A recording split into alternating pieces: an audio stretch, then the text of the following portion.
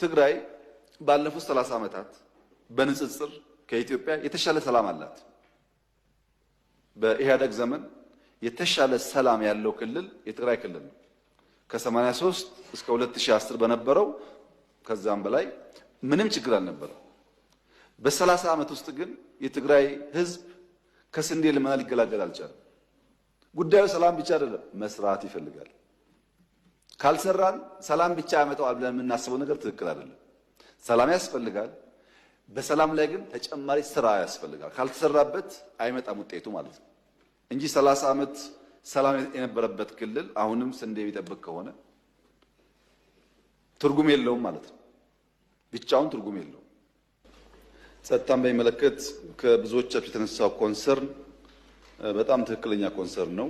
ለኢትዮጵያ ሰላም ያስፈልጋል። ለኢትዮጵያ መረጋጋት ያስፈልጋል። በኢትዮጵያ ውስጥ የቆየው እርስ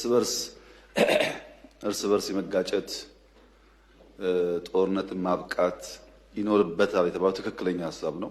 ማብቃት አለበት። ነገር ግን ኢትዮጵያ ደካማ ሆና እንድትኖር ኢትዮጵያ በሁለት እግሯ መቆም እንዳትችል የሚሹ የሚሰሩ ሀገራት ባሉበት ሁኔታ ኢትዮጵያውያን የናሽናል ኢንትረስትን ለይተው ማወቅ ካልቻሉ ለፖለቲካ ፍጆታ ብቻ ለጥላት ፍላጎትና ጥያቄዎች ተላልፈው ከተሰጡ የተሟላ ሰላም ማምጣት ያስቸግራል። የኢትዮጵያን እድገት እና በሁለት እግር መቆም የማይፈልጉ ሀገራት በጦርነት ሊያሸንፉን እንደማይችሉ ያውቁታል። ባዳዎቹ በደንብ ያውቁታል። ለምን? የኢትዮጵያን አቅም ላኪው ያውቀዋል፣ ተላላኪው ግን ይጓጓል። በተነገረው ቁጥር ዘሎ እዚህ የሚመጣ ስለሚመስለው ይጓጓል። ጉጉት የወለደው በሽታ ነው። እየተላከ እንደሆነ ያውቃል። በራሱ ዓላማ ላይ እንዳልቆመ ያውቃል። እሱ የያዘውን ሐሳብ ይዞ ቢመጣ ለውጥ እንደማያመጣ ያውቃል። ግን ጉጉት ይይዘዋል። ባለፈውም ብያለሁ፣ ኢትዮጵያ ውስጥ የሆነን ሰፈር እገነጥላለሁ የሚልም እጠቀልላለሁ የሚልም ገቢር ነበብ አይደለም። ኢትዮጵያ ለመገንጠልም ለመጠቅለልም አትመችም። በተግባር ኢትዮጵያን ካለማወቅ፣ በቅጡ የኢትዮጵያን ባህል ካለማወቅ እና እንደው በጉጉትና መሻት ብቻ የሚጋልቡ ፈረሶች የነሱን ፍላጎት ለማሳካት ቀላል መንገድ ይመስላቸው ከጠላት ጋር ማበር ነው። ብዙዎቹን ካያችሁ ግን ሲባል ሰምቶ ነው። መገንጠል የሚለውም ሲባል ሰምቶ ነው። ማን እንደሚገነጥልም አያውቅም።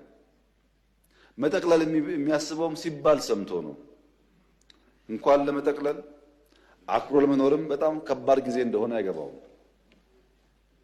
ሲባል ሰምቶ ነው። ይሄ ችግር ባለበት የተሟላ ሰላም ማምጣት የራሱ ውጣ ውረድ አለው። ከታሪክ መማር ቢቻል ኖሮ በድፍን አፍሪካ የመሳሪያ አፈሙስ ይዘው መንግስታትን ተቃርነው ተዋግተው አሸንፈው ላሸነፉት ሀገር ልማትና ዲሞክራሲ ያመጣ አንድ ሀገር የለም። አንድ ታጥቆ ይመጣል፣ ታጥቆ ይመለሳል። ቅድም እንዳነሳሁት ኢህአደግ 17 ዓመት ታግሎ መንግስት ከሆነ በኋላ ለ30 ዓመት ሰላም የነበረበትን ትግራይ ክልል እንኳን ከስንዴ እርዳታ መገላገል አልቻለም። በመሳሪያ የመጡ ሰዎች ብዙ ጊዜ ከመሳሪያ ያለፈ ነገር ማሰብ አይችሉም። ኢትዮጵያ ውስጥ ሰላማዊ የስልጣን ሽግግር ብቻ ነው የሚያስፈልገው። በሰላም ደግሞ መሄድ ትዕግስትና ጊዜ ይፈልጋል። ትዕግስትና ጊዜ ከሌለ አስቸጋሪ ነው። እኛ እንደ መንግስት ምን ተከተልን ያላችሁ እንደሆነ አንደኛ ችግር አለብኝ የሚል የትኛውም ኃይል ጋር መወያየት ነው። ለምሳሌ ሸኔ ጋር ተወያይተን ከፊል የሸኔ ኃይል በሰላም ገብቶ ስልጣን ላይ የሉ አልተወያየንም። ከትግራይ ወገኖች ጋር ተወያይተን ከፊሎቹ ገብተው ስልጣን ላይ የሉ። እኔና ጌታቸው ረዳን በጋራ የሚያይ ሰው አሁን ይሄን መንግስት አይወያዩም ብሎ ቢያስብ አይገርምም?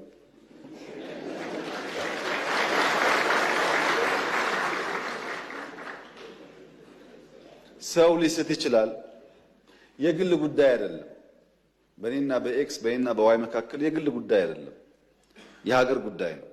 በሀገር ፍላጎት እስከተግባባን ድረስ የግሉን ቸል ማለት ያስፈልጋል ብለን ስለምናምን ነው እንጂ የለም እኮ እንደዚህ አይነት ባህል። አሁን እኛ የምናደርገው ባህል እኮ አናውቀውም። ካሸነፍክ ነው። መወያየት ያስፈልጋል። ሸኔዎቹ ጋስ የአማራውም ሸኔ የኦሮሚያውም ሸኔ የአማራውም ሸለቆ አባይ የኦሮሚያውም ሸለቆ አባይ ተወያይቶ የመጣውን ተቀብለናል። ተላላኪ ናቸው እነዚህ፣ ዓላማ የላቸውም። ታገልኩለት የሚሉትን ህዝብ እየገደሉ ልማት እያደናቀፉ ማዳበሪያ እንዲሄድ እያደረጉ ታገልኩልህ ማለት ምን ማለት እንደሆነ እናንተ አስቡት። እኛ አሁንም ክፍት ነው ለመወያየት። ማንም ሰው በሰላማዊ መንገድ ህግና ስርዓት አክብሮ ይመጣ ከሆነ ለመታረቅ አይደለም አብረን ለመስራት ዝግጁ ነን። አሳይተናል 2-3 ጊዜ። ገና እኮ ይሄ ለውጥ መጥቶ በማግስቱ ሁላችሁም ግቡ አይደል እንዴ ያልነው? ማን ቀረ ከዓለም? ሁሉም ገቡ እኮ። ከገቡት ውስጥ ልብ የገዙት እድሜያቸው የገባቸው ሰክነው እየሰሩ ነው። ማርጀታቸውን ያላወቁና ጊዜ እንዳለፈባቸው ያልተገነዘቡስ ወደ ለመዱት ሄደዋል። መላክ የለመደ መላክ ይችላል። ሁለተኛ ነባር ችግሮች አሉ በእኛ ውይይት የማይፈቱ። ከሸኔዎች ጋር ብንወያይ የማይፈታ ውይይት አለ። ኢንክሉሲቭ ናሽናል ዲያሎግ እናርግ። ችግር ካለ እንደ ሀገር እንምከርና እንፍታ። ህገ መንግስት ይቀደድ፣ ባንዲራ ይቀደድ፣ ኢትዮጵያ ትቀደድ የምትሉ ሰዎች በእናንተ ፍላጎት ማድረግ አንችልም። እንወያይ፣ ህዝብ ይወስን ያላቸው። አንወያይ አላልንም። እንወያይ የሚባል ሐሳብ ኢንክሉሲቭ ናሽናል ዲያሎግ በኢትዮጵያ ውስጥ የመጀመሪያው እኛ የደፈር ነው። በየትኛው ዘመን ነው? በደርግ ዘመን ነው ወይስ በኢህአደግ ዘመን ነው ሲፋለም የነበረ ሰው ታርቆ አመት ሳይሞላው ሚኒስትር የሆነው? አለ እናውቃለን። ኢንክሉሲቭ ናሽናል ዲያሎግ ነባር ችግር ለመፍታት ያግዛል። ሶስተኛውስ ከውይይት ባሻገር በደል አለብን፣ እንደ ህዝብ ተበድለናል፣ በሆነ ዘመን ያለ ስርዓት በድሎናል ለምን ደግሞ የሽግግር ፍትህ እናረጋግጥ። ይቅርታ ሊሆን ይችላል፣ ካሳ ሊሆን ይችላል። የሽግግር ፍትህ ደግሞ እናረጋግጥ። ለምን ኢትዮጵያ ሰላም ሆና ጸንታ እንድትኖር። የለም ብሎ አራተኛ ደግሞ የታጠቁ ኃይሎች አሉ። እነሱስ በዲዲአር ከሌለ ሀብታችን ሀብት አፍስሰን ስራ ፈጥረን ወደ ሰላማዊ ህይወት እናስገባቸው። ሁሉም በር ክፍት ነው። እወያያለሁ ላለው ከመንግስት ጋር ችግር የለም፣ እኛ ዝግጁ ነን። ብዙዎቹም እኮ ይወያያሉ፣ ባይዘው አሁን ሽፍታ ናቸው እንጂ ይወያያሉ፣ ይጠይቃሉ፣ ይነጋገራሉ። ሲነጋገሩ ግን የሚያሳዝነው ጉዳይ ብዙዎች በውጭ ያሉና አዲስ አበባ ያሉ አንዳንዴ ታረቁ የሚሉን ሰዎች ሊታረቅ የሚፈልገውን ኃይል ወየውልህ ታርቀህ ደግሞ ይላሉ። የሚደራደረውን አትደራደር ደግሞ ይላሉ። ለምን? በዚሁ አጀንዳ የመቆየት ፍላጎት ስላለ። በእኛ በኩል ስንጀምር ሁሉ ጋብዘናል። ኦነጉንም ግንቦት ሰባቱንም ኢህአፓ የሚባል ፓርቲ ከመጣው በእኛ ዘመን እኮ ነው። ኢህአፓ እኮ አይፈቀድለትም ኢትዮጵያ ውስጥ፣ እኛን የጋበዝ ነው። አሁንም ለሰላማዊ ትግል በራችን ክፍት ነው። ለምን? ካልተደመርን በስተቀር ኢትዮጵያውያን ካልተጋገዝን በቀር የኢትዮጵያን ችግር ባጠረ ጊዜ ልንፈታ አንችልም። ሁሉ ሶሉሽን በእጁ ያለ አንድ ኃይል የለም። ትብብር ይፈልጋል። ኢትዮጵያ ሲያምርባት አይኑ የሚቀላ፣ ህዳሴ ሲያልቅ ምን ያስፈልጋል ህዳሴ ከሰው ያጣላናል የሚል፣ የባህር በር ጥያቄ ሲነሳ የሚሸማቀቅ የሚያፍር፣ ደፈር ብሎ 130 ሚሊዮን ህዝብ ያስፈልገዋል ለማለት የሚተናነቀው ለኢትዮጵያ ጥቅምና ብልጽግና ከጎኗ መቆም መድከም የማይሻ የማይፈልግ ራሱን እንደ ማንጎ የሚቆጥር ግራዋ ነው። ፕሪቶሪያን በሚመለከት ፕሪቶሪያ እንኳን ትንሽ ግራ እያጋባኝ መጥቷል። ራሱ ቃሉ ፕሪቶሪያን አውቀዋለሁ፣ የተማርኩት እዛ ነበረ፣ ግን ማውቀው ከተማ መሆኑን ጠፍቶብኛል። አሁን ፕሪቶሪያ ሲባል ግራ እየገባኝ መጣ። በአማርኛ የወለደችው እያለች ያቀፈችው እናት ነኝ አለች እንደሚባለው ማለት ነው። ፕሪቶሪያ የተደራደር ነው ከጀነራል ጻድቃን ጋር ነው፣ ከጌታቸው ረዳ ጋር ነው፣ ከአሰፋ ብርሃ ጋር ነው። ዋነኛ ተደራዳሪ በትግራይ ወገን ጻድቃን፣ ጌታቸውና አሰፋ፣ ሌሎች ሰዎች ይኖራሉ። ዋናዎቹ ግን እነዚህ ናቸው ፈራሚዎቹ። በእኛም ወገን ይታወቃሉ። እነሱ ስጠይቃቸው ያሉኝ ነገር አለ። በስፍራው ያልነበሩ ሰዎች፣ አንዳንዶች ፕሪቶሪያን የማያውቁ ሰዎች ደግሞ ፕሪቶሪያን እናስከብር ይላሉ። አሁን እና የወለደችው እያለች የታቀፈችው እናት ልሆናለች የሚለው ነገር እሱ ነው። ፕሪቶሪያ ስምምነቱ አንደኛ ቲፒኤልኤፍ ህጋዊ ምርጫ አላደረገም። ህገ መንግስት ጥሶ ነው ያካሄደውና ያን የጨበራ ምርጫ ይሰርዝ። እሺ ይሰርዛለሁ። ሁለተኛ በዚያ ምርጫ ሲያበያ የተቋቋመው መንግስት ይፍረስ፣ ህጋዊ መንግስት አይደለም። ምክር ቤቱ ይበተን፣ ህጋዊ ምክር ቤት አይደለም። ሶስተኛ ከሁሉ የተውጣጣ መንግስት ይመረጥ፣ ማለት ትራንዚሽናል ገቨርንመንት ይቋቋም። ቀጥሎስ በህዝብ የተመረጠ መንግስት እና ህገ መንግስት አከብራለሁኝ። እዚህ ያለው ጠቅላይ ሚኒስትር ነው ተመርጧል። እዛ ያለው ፕሬዝዳንት ግን ይወርዳል ነው ስምምነቱ። የታጠቀስ በዲዲአር ይፈታል ትጥቅም እንጂ መሳሪያ መደበቅ አልተስማማንም። ማሰልጠን ማስመረቅ አልተስማማንም። ስምምነቱ የታጠቀው ያስረክባል እንጂ መሳሪያ ደብቆ ማስቀመጥ ወይም በኮንትሮባንድ ለመግዛት መሞከር የሚል ስምምነት ላይ አልነበረም። የተፈናቀሉስ ይመለሱ ወደ ቀያቸው። ልክ ራያ ላይ እንደመለስ ነው፣ ጸለምት ላይ እንደመለስ ነው፣ ወልቃይትም መመለስ አለበት። ይሄ የመንግስት ጽኑ አቋም ነው። ይመለሱ።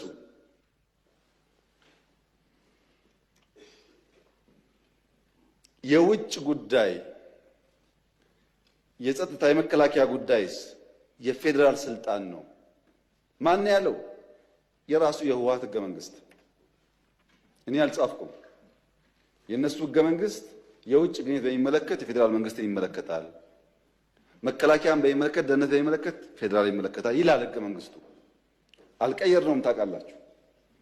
እነሱ ስልጣን ላይ ያሉ የሚሰራ ህገ መንግስት እነሱ ሲወርዱ የማይሰራ መሆን የለበትም። ምን እያደረጉ ነው እነሱ? ከውጭ ጋር ምን እያደረጉ ነው? እሱን ትቼ ማለት ነው። የለም የመሬት ጥያቄ አለ፣ ኮንቴስትድ ኤሪያ አለ።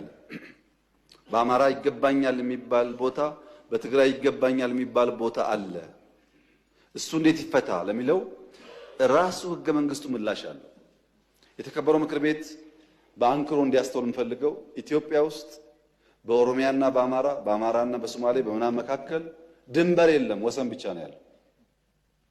ወሰን ሲያስቀምጥ ክልል 1 2 3 ሲል ህገ መንግስቱ ቀበሌ ግን አያሰምርም። እችኛዋ ካርታ የኦሮሚያን አይልም ህገ መንግስቱ። ምን ይላል? አከራካሪ ጉዳዮች ካሉ በህዝበ ውሳኔ ምላሽ ያገኛሉ ይላል እንጂ ድንበር አስምሮ ልክ እንደ ኢትዮጵያና ሱዳን፣ ኢትዮጵያና ኬንያ ድንበር ነው አይልም። የሚያጨቃጭቅ ቀበሌ ካለ የሚኖርበት ህዝብ ተወያይቶ በፌዴሬሽን ምክር ቤት ተወስኖ ወደዛም ወደዚህም ሊሄድ ይችላል። ህገ መንግስቱ የሚለው ይሄንን ነው። ይሄን ደግሞ በኢህአደግ ዘመን ብዙ ሰርተውበታል። በተለይ ድሬዳዋ ላይ። ድሬዳዋ የኦሮሚያ ክልል አካል ነበረ በህገ መንግስቱ። ሶማሌዎች እና ኦሮሞዎች ወንድማማች ሆነው ለብዙ ዓመት ኖረዋል። ድሬዳዋ ጋር የይገባኛል ጥያቄና ክርክር ተፈጠረ። ሲፈጠር በኢህአደግ ዘመን በዚህማ አንጨቃጨቅም። ድሬዳዋ ከኦሮሚያ ይነጠልና ለፌዴራል መንግስት ይሁን፣ ሶማሌ አንዱን ተርም ከንቲባ ይሁን፣ አንዱን ተርም ኦሮሞ ከንቲባ ይሁን ብለው አስማሙ። ይሄ ግን ህገ መንግስት ላይ የለም። ከዚያ በኋላ ድሬዳዋ ሶማሌና ኦሮሞዎች በሰላም እየኖሩ ነው። በጣም ጥሩ። ሰላም እስካመጣ ጊዜ ድረስ ችግር የለውም። አሁን በሶማሌና በኦሮሚያ መካከል የብዙ ቀበሌዎች ጥያቄ አለ። ብዙ በሲዳማና ወላይታ መካከል አለ ጥያቄ። በአፋርና ሶማሌ መካከል ጥያቄ አለ። ዩኒክ አይደለም። ወልቃይት ላይ ጥያቄ ዩኒክ አይደለም። ሁሉም ጋር ጥያቄ አለ። ሁሉም ጋር የሚፈታው ግን በሰላማዊ መንገድ ህዝቡ ቦታው አርፎ በህዝብ ውሳኔ መሆን አለበት ነው።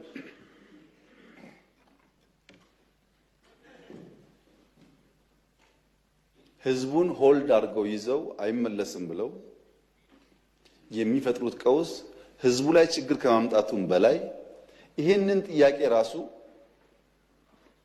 በሚያስቡት መንገድም ቢሆን ላለማሳካት እንቅፋት ይሆንባቸዋል። ሰላማዊ መንገድ ብቻ ነው የሚያዋጣው። ለምሳሌ ወልቃይት የዛሬ 25-30 ዓመት ከጎንደር ከነበረበት ወደ ትግራይ ተካሏል። በክልል ቆይቷል እዛ። በኋላ ደግሞ ችግር በውጊያው ሲፈጠር ደግሞ ያ ጉዳይ ወደዚህ ተመልሷል። ህጋዊና የህዝብ ውሳኔ ከሌለበት ነገ አንደኛው ደግሞ ጉልበት ሲያገኝ ይወስዷል ማለት ነው። በየተራ ከምንቀባበለው ህዝቡ ሰፍሮ ወስኖ በህጋዊና ሰላማዊ መንገድ ይቋጭ ነው ያለው። ምን አደረግን ለዚህ? ከውጊያው በኋላ አሁን 4 ዓመት 5 ዓመት ይሆናል ወልቃይት ከትግራይ ከተነጠለ። እስካሁን እኮ የኢትዮጵያ ፌዴራል መንግስት ለወልቃይት በጀት አይሰጥም እስከዛሬ። ይሄ ትክክል አይደለም።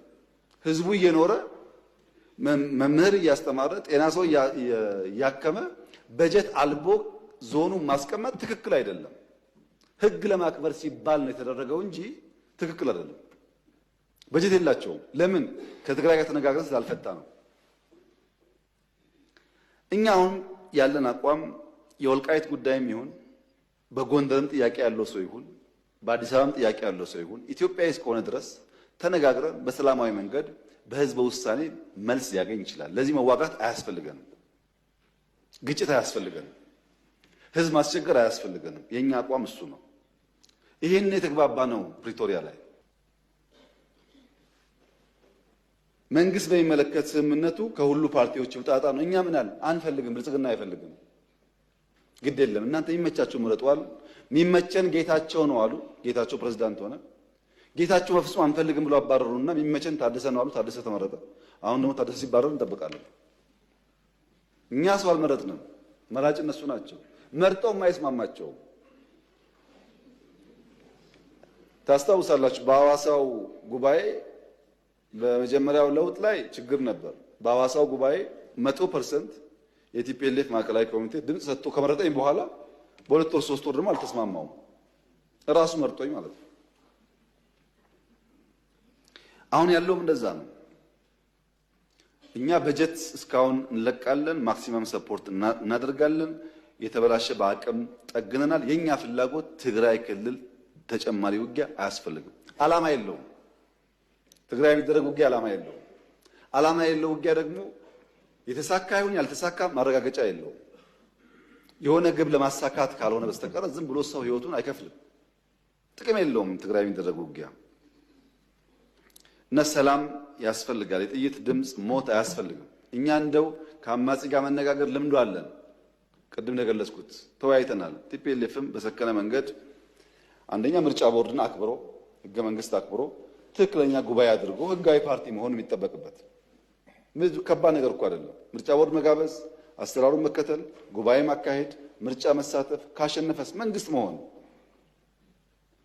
ግን ለመወዳደር ለምርጫ ዝግጁ ካልተኮነ አስቸጋሪ ይሆናልና በዚያ ሳይድ ያለኝ ምክር እኔ ውጊያ ይበቃናል፣ አያስፈልገንም።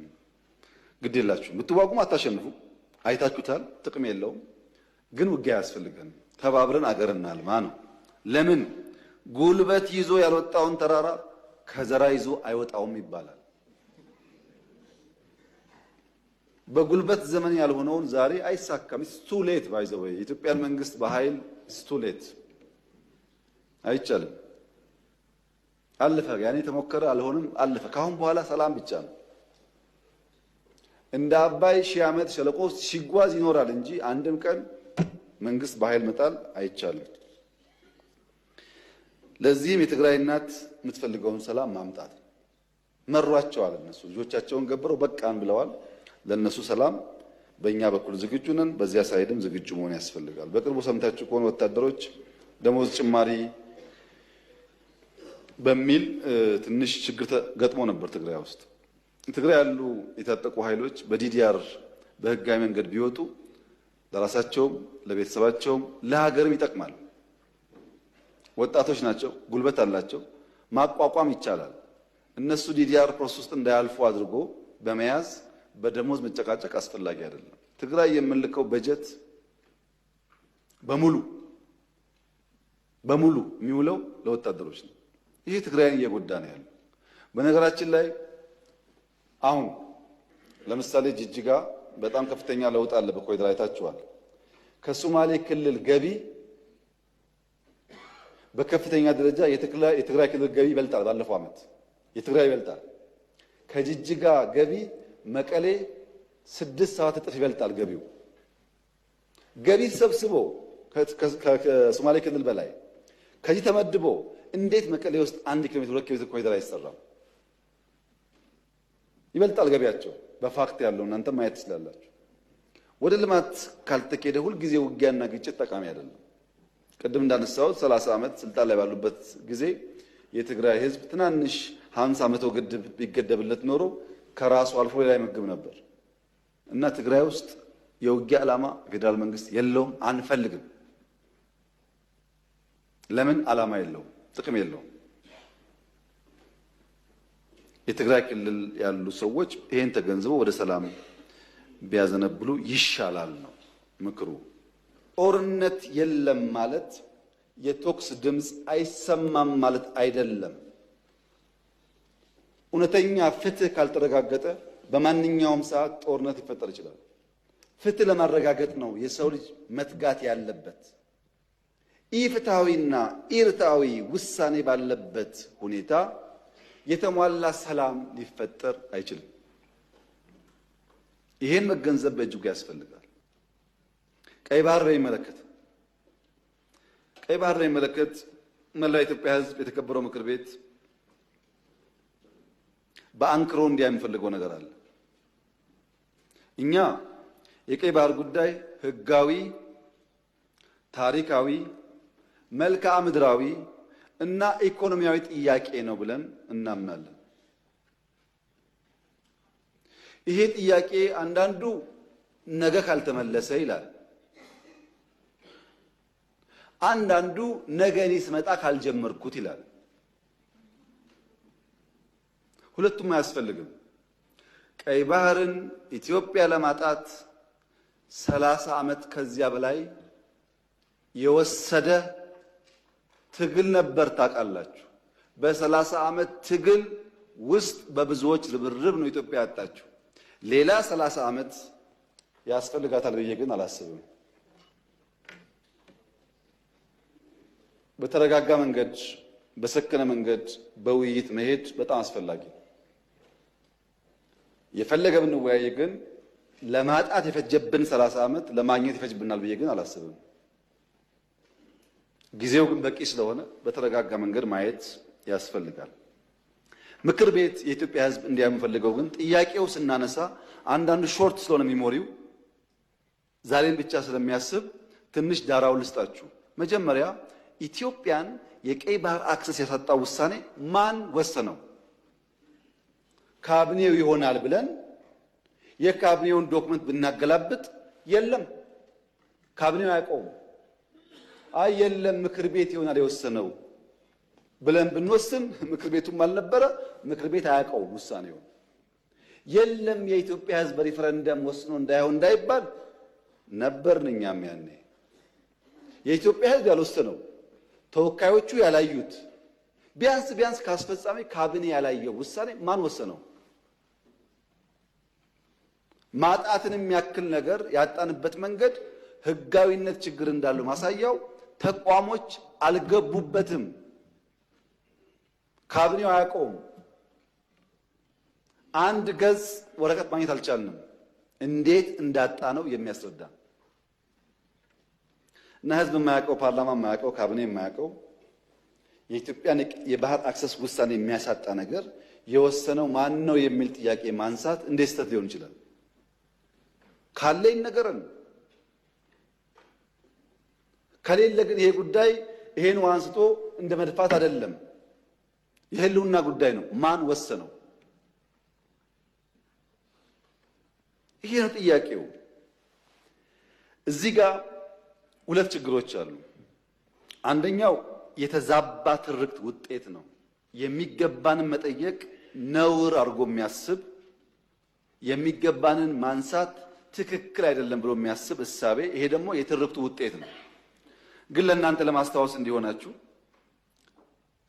ከግጭቱ በኋላ በኢትዮጵያና ኤርትራ መካከል ሰላም ሲፈጠር መጀመሪያ ነው ወደ አስመራ ተጉዤ በኋላ የኤርትራው ፕሬዝዳንት ወደ ኢትዮጵያ ሲመጡ የመጀመሪያው መድረክ ያደረግነው ሚሊኒየም አዳራሽ ነው። ብዙ ህዝብ አለበት። በላይቭ ቲቪ ሁላችሁ ወይ ነበራችሁ ወይ ሰምታችኋል። ካልሰማችሁ አሁን ገብታችሁ ዩቲዩብ ላይ ስሙት። የመጀመሪያው ስብሰባ አሰብ ነው የሚለው እሳቸው ባሉበት ለህዝብ በሚገባው ልክ የረሳችሁን ለማስታወስ ብቻ ነው። ኤርትራ ስመላለስ አስመራን ካየው በኋላ ከክቡር ፕሬዝዳንቱ ጋር አሰብ መሄድ ፈልጋለሁ ብዬ አሰብ ሄጄ ነበረ። አሰብ ባህሩ ጋር ቆመን ያወራነው ምንድን ነው? ስለ ፖርት ነው። ተመልሳችሁ ማየት ትችላላችሁ። የት? ኤርትራ ምድር ውስጥ። ሶስተኛ የመደመር ትውልድ መጽሐፍ ላይ በግልጽ ጂኦፖለቲክስን አስፍሬ የአሰብ ጉዳይ አስቀምጬ ለኤርትራ ባለስልጣናት በስጦታ ልኬላቸዋለሁ። ሚስጥር እኮ አይደለም፣ ያውቁታል። ለሁሉም ልኬላቸዋለሁ። አራተኛ እናንተ የምታውቁት የዛሬ 6 ዓመት 5 ዓመት ባህር ኃይል አቋቁመናል እኮ እና ምን እዚህ ውስጥ ነው ባህር አቋቁመ ነው።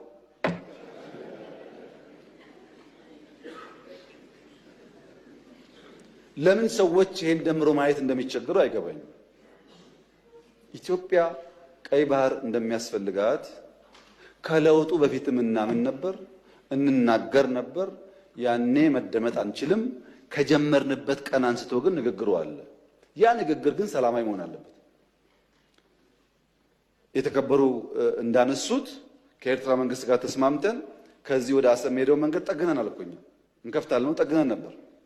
ከጠገን በኋላ ችግር አለብን፣ ፖርቱ ተዳክሟል አሉን። አሁን አንዳንዶች ልክ ጸቡ እንደ ኦቨርናይት የመጣ ይመስለው ሰው እንደዛ አይደለም። ታሪኩ ስለማንናገረው ነው። መንገድ ጠግነን ከጨረስን በኋላ ፖርቱ ችግር አለበት ሲሉ የጋራ ወዳጅ የሆነ ሀገር ለምነን ጄኔሬተርና ክሬን በእርዳታ ወደ ኤርትራ እንዲመጣ አድርገን አሰብ ፖርት ሲደርስ የኤርትራ መንግስት አልፈልግም ብሎ መለሰ። ያኔ ነው የገባን ይሄ ነገር ለካ ተስፋ የለውም የሚለው። መንገድ ጠገን ለምንም ብናመጣም ፍላጎት አልነበረም። ወደ ኤርትራ ልክ እንደ ሱዳን ልክ እንደ ጅቡቲ በእኛ ውጪ ፓወር ትራንስሚሽን ቀጥለን ፓወር እንስጣችሁ ጄኔሬተር አትጠቀሙ ብለንም ቆይ እናስብበት ነው የተባለው። አሰብ ሲሄድ የአሰብ ከተማ ቅድም ብያችኋለሁ፣ ኢትዮጵያ ውስጥ የቤት ችግር አለ። 1.5 ሚሊዮን ቤት መገንባት አለብን ብያችኋለሁ። አሰብ ሲሄድ ቤት አለ፣ በር አለ፣ ሰው የለም። ይሄ እውነተኛ ታሪክ ነው። ይሄንን ከተማ መልሰን ህይወት እንስጠው፣ ስራ ነው ህይወት የሚያመጣለት የሚል በየጊዜው ተነጋግረናል። ሁሉም ኢንቮይ የሚሄደው ተወያይቶበታል።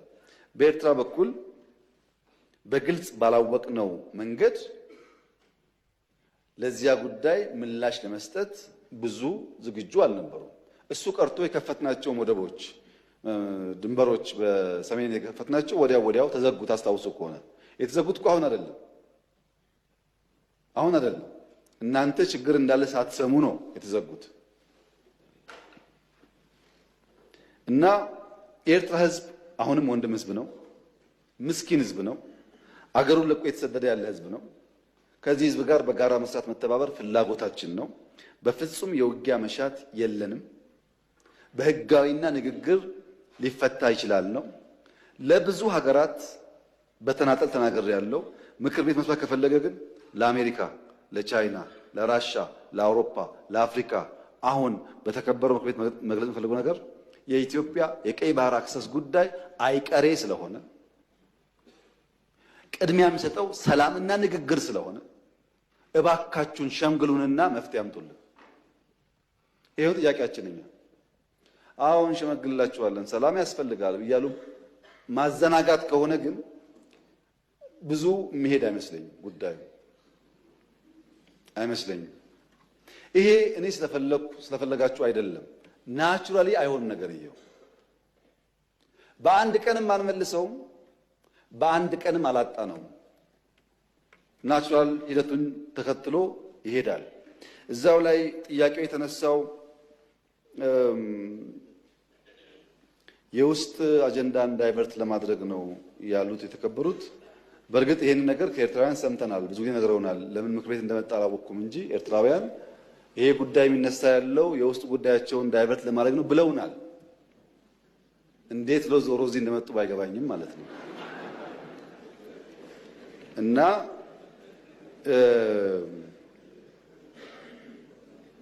በፍጹም አይደለም። ኢትዮጵያ ውስጥ ዳይቨርት የሚደረግ ነገር የለም። ልማት ነው ያለው። ኢትዮጵያ ውስጥ አቃፊ መንግስት ነው ያለው። ምንም ዳይቨርት የሚደረግ አጀንዳ ያለው የህዝብ መንግስት ነው ያለው። ለህዝብ የሚሰራ መንግስት ነው ያለው። ውጤት እያመጣ ያለ መንግስት ነው ያለው። በብዙ አፍሪካ ወንድሞቻችን የሚቀናበት መንግስት ነው ያለው። ዳይቨርት ማድረግ ሳይሆን ህጋዊ ባልሆነ መንገድ ያጣነውን ጉዳይ ማን ወሰነው ብሎ መጠየቅ ግን ከማንም ህሊና ካለው ሰው የሚጠበቅ ይመስለኛል። እና በዳይቨርሽን ታይቶ ትርክቱ እንዳይበላሽ የእናንተም ታሪክ እንዳይበላሽ ብታስቡበት። እኔ የምሰጋው ነገርየው ሲሳካ ደግሞ ያኔም ብለን ነበር እንዳትሉ ነው። እና ሚሊየን% እርግጠኛ ነኝ ኢትዮጵያ ተዘግታ አትኖርም። ማንም ፈለገም አልፈለገም አትኖርም። እና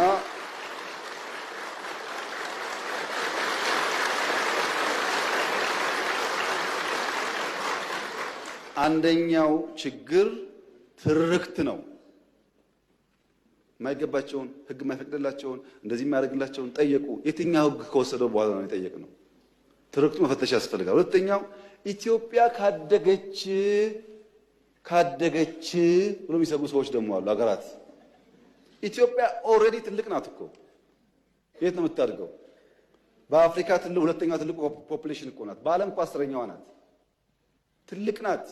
በነገራችን ላይ በየአመቱ ኢትዮጵያ 3 ሚሊዮን ሰው ገደማ ትጨምራለች። በየአመቱ አንዳንድ ኤርትራ ትጨምራለች። በየአመቱ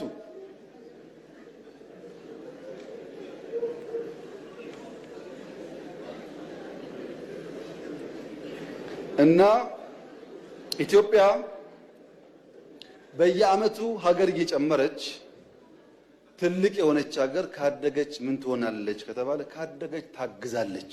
ሌላ የምታደርገው ነገር የለም። ካደገች ትረዳለች። አሁን እኮ እያደረገች ነው።